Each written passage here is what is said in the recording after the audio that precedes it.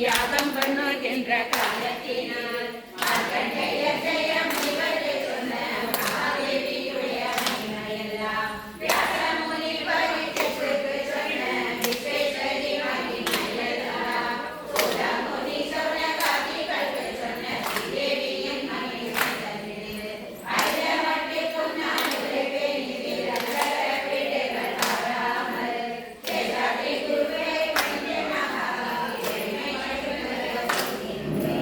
சரஸ்வதியும் கணேசரும் தனக்கு தந்தை காலம் என்று சொல்ல சந்தோஷமான ஜயத்துடனே சர்வேஸ்வரி மகிமை உரைப்பேன் சுதன் என்று சொல்ல எல்லாமும் ஆண்டிருந்தார் தன்மான தம்பதி காரணி நல்ல சாஸ்திரப்படிக்கு ஆண்டிருந்தார் அசூய நல்லொரு பகையரசன் அவனை அடித்து தோலட்டி விட்டார் அடிசோகத்துடன் ராஜாவும் போர் அடவி தன்னில் வந்து சஞ்சரித்தார் சாமதி என்கிற வைஷ்யன் ஒருத்தன் புத்திரருடன் விரோதப்பட்டு ஒருத்த மாட்டாது கோமுட்டி எம்புறப்பட்டு வந்தார் வனத்தை நோக்கி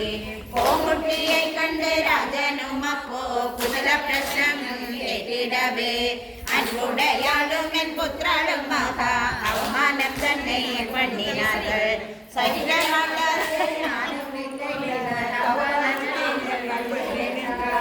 அவனோடு வந்த வார்த்தைகளை கேட்டு ஆச்சரியப்பட்டு ராஜனப்போ